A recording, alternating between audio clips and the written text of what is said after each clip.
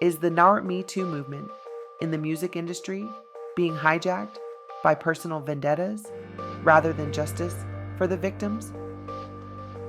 Today, we dive deep into the explosive claims made by Jaguar Wright, who alleges that Diddy's involvement in the Me Too movement wasn't out of concern for survivors, but a calculated move driven by a personal vendetta against R. Kelly.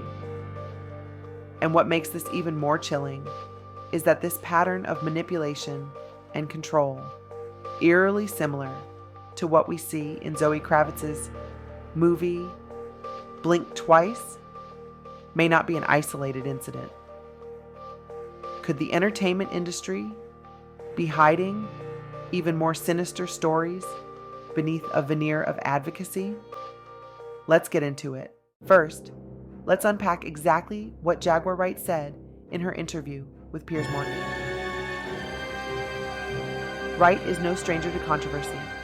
She has spent years exposing the darker side of the music industry, often risking her career in the process. In her latest interview, she took aim at Diddy, accusing him of using the Me Too movement not as a means to support survivors of abuse, but as a tool for his own personal vendetta against fellow artist R. Kelly. To understand the weight of this accusation, we need to look at the history between Diddy and R. Kelly. Both rose to prominence in the 1990s, shaping the landscape of hip-hop and R&B with their music. But rumors of competition and personal animosity between the two have circulated for years. According to Wright, this animosity is at the heart of Diddy's support for the Me Too movement, particularly in how it was weaponized to bring R. Kelly down. While Diddy has not made any public statements that align directly with Wright's allegations, the timing of his involvement in social justice movements and the decline of R. Kelly's career following widespread allegations of abuse does raise some eyebrows. Kelly's abuses had been an open secret in the industry for decades. His relationships with underage girls, his control over the women in his life, and the predatory behavior he exhibited were widely known, yet he remained untouched for years. It wasn't until the Surviving R. Kelly documentary in 2019 and the subsequent public outcry that the industry could no longer look the other way. So why did it take so long for the music world to confront him? And why did Diddy, along with others, remain silent until R. Kelly became vulnerable? Jaguar Wright's allegations suggest that Diddy's decision to speak out against R. Kelly wasn't motivated by a desire for justice, but rather by a personal vendetta. Wright alleges that Diddy saw the Me Too movement as an opportunity to settle scores, using the movement's momentum to take down his rival under the guise of supporting women's rights. If this is true, it represents a dangerous misuse of a movement meant to provide justice and healing for survivors. It also speaks to a larger issue of how those in power can manipulate social justice movements for their own gain, diluting their effectiveness and undermining their integrity. The impact of this kind of manipulation can't be overstated. When powerful figures co-opt movements like Me Too, they shift the focus away from the survivors who desperately need justice. Instead, the spotlight falls on internal power struggles, overshadowing the voices of those who have been silenced for too long.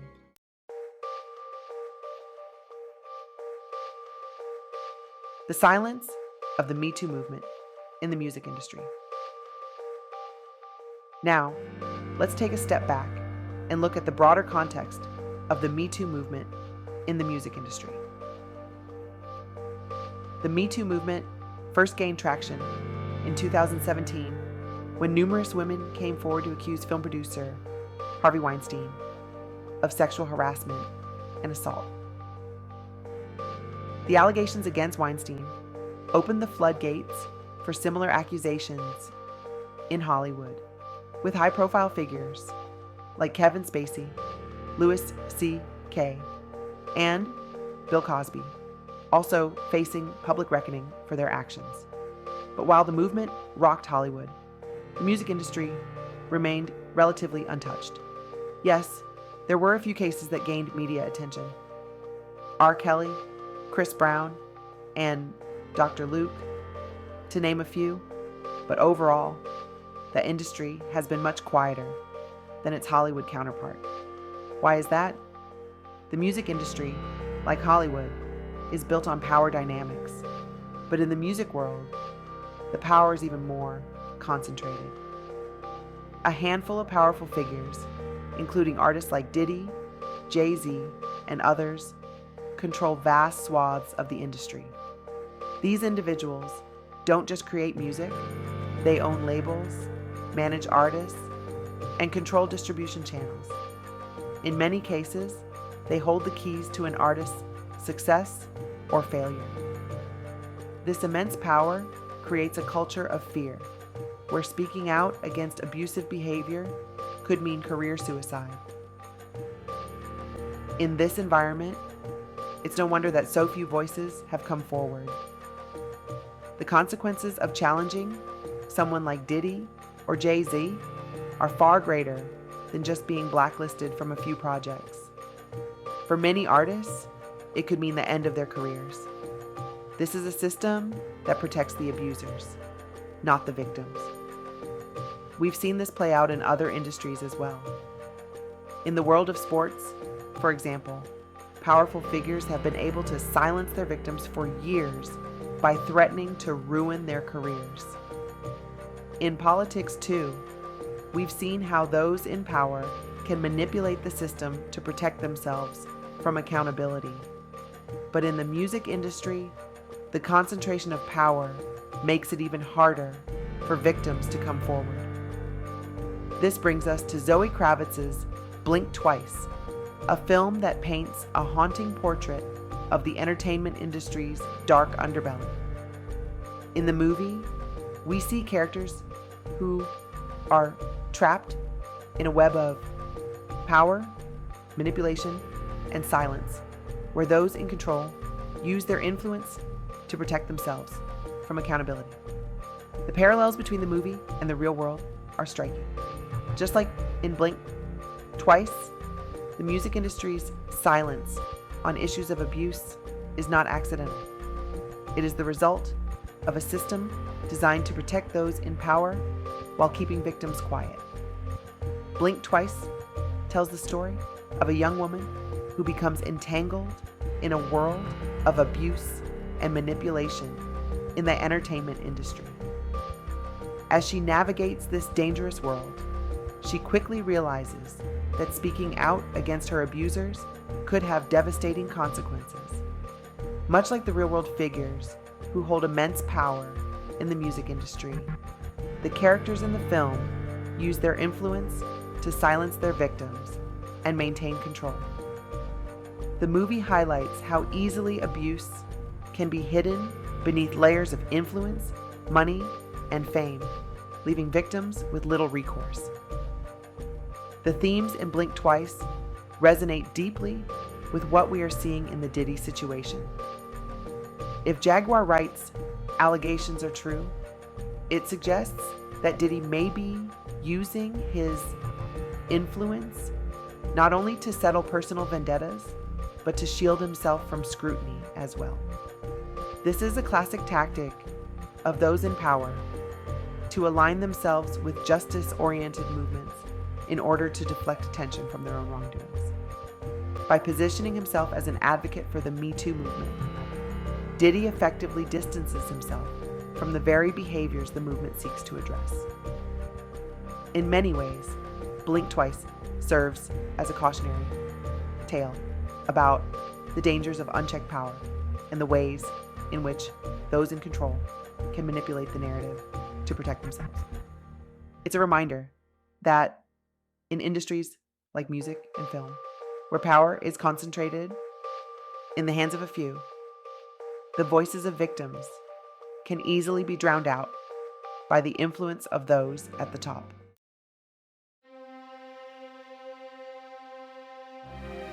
The manipulation of movements. One of the most concerning aspects of Jaguar Wright's claims is the idea that powerful figures like Diddy may be using social justice movements, like $MeToo, for their own gain. The $MeToo movement was born out of a need to give survivors of abuse a voice and to hold perpetrators accountable for their actions. But when individuals co-opt these movements for personal or professional reasons, it undermines the entire cause. If Diddy's involvement in the MeToo movement was truly motivated by a personal vendetta against R. Kelly, it exposes a deep ethical dilemma within the entertainment industry. Movements like MeToo are meant to amplify the voices of survivors, create accountability, and enact meaningful change. When powerful individuals exploit these movements for personal gain, it diverts attention from the real issues, justice, and healing for survivors. This kind of manipulation not only dilutes the movement's message, but also risks undermining its legitimacy. What Jaguar Wright's allegations suggest is that powerful figures in the entertainment industry are not above using movements like MeToo to settle scores. Diddy, according to Wright, didn't care about the survivors of R. Kelly's abuse until it became convenient for him to do so. If that's the case, it speaks volumes about how power and influence can be used to rewrite narratives and protect personal interests. But Diddy isn't alone in this. We've seen similar patterns in other industries where individuals latch onto social justice movements as a way to enhance their public image or to divert attention from their own questionable behavior. By aligning themselves with movements like MeToo, they create a buffer between themselves and the public, positioning themselves as advocates for justice while concealing their own complicity in the very systems they claim to oppose. This isn't just a theoretical issue. We've seen concrete examples of how powerful figures use social justice movements for personal gain. Consider the case of Harvey Weinstein, whose public persona as a champion of women's rights was carefully crafted to shield him from accusations of sexual abuse. For years, Weinstein funded progressive causes and supported women's rights organizations, all while engaging in abusive behavior behind closed doors. It wasn't until the walls came crumbling down around him that the truth was exposed. The danger of this kind of manipulation is that it shifts the focus away from the survivors and onto the powerful figures themselves. Instead of centering the voices of those who have been abused, the conversation becomes about the power struggles of those at the top. In the case of Diddy, if his support for the MeToo movement was motivated by a personal vendetta against R. Kelly, it raises serious questions about his true intentions and the authenticity of his advocacy. The exploitation of social justice movements for personal gain is a problem that goes beyond the entertainment industry. We see it in politics, in corporate environments, and in many other areas of public life. When individuals use movements like Diddy MeToo to settle personal scores or to enhance their public image, it undermines the very foundation of those movements. It turns them into tools for personal advancement rather than vehicles for systemic change.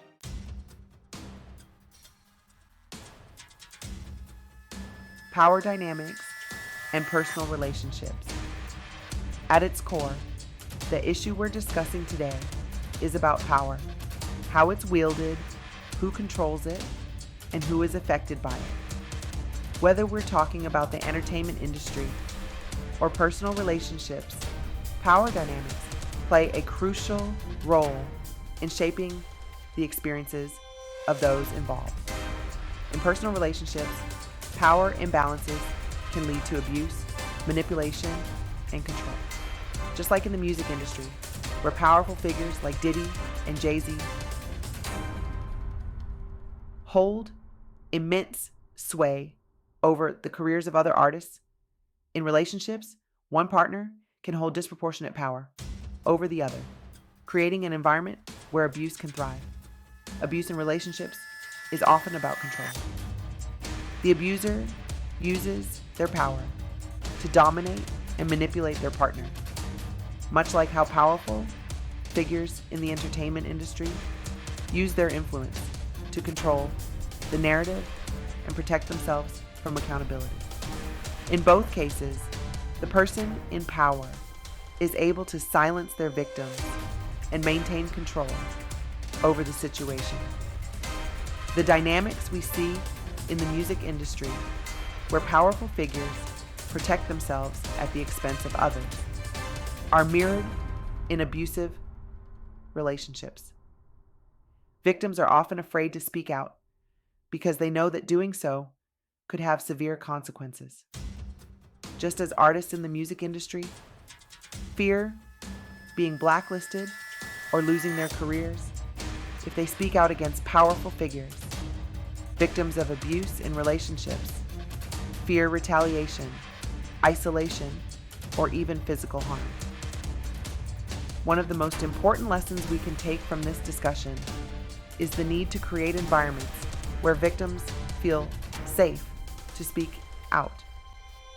Whether we're talking about the MeToo movement in the music industry or about abusive relationships, the key to addressing these issues is empowering victims and holding those in power accountable for their actions.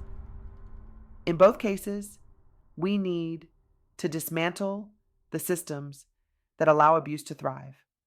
This means challenging the power structures that protect abusers and silencing victims. Whether those structures exist in the entertainment industry or in our personal lives, it means creating a culture of accountability where abusers are held responsible for their actions and victims are given the support and resources they need to heal.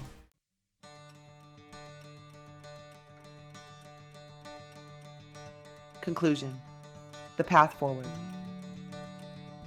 As we wrap up this episode, I want to take a moment to reflect on the larger implications of what we've discussed today. Jaguar Wright's claims about Diddy, the MeToo movement, and the power dynamics within the music industry raise important questions about how power is wielded and who benefits from it. The parallels between Wright's allegations and the themes in Zoe Kravitz's Blink Twice paint a troubling picture of an industry where power is concentrated in the hands of a few, and those with influence use it to protect themselves while silencing others. But this isn't just an issue for the music industry.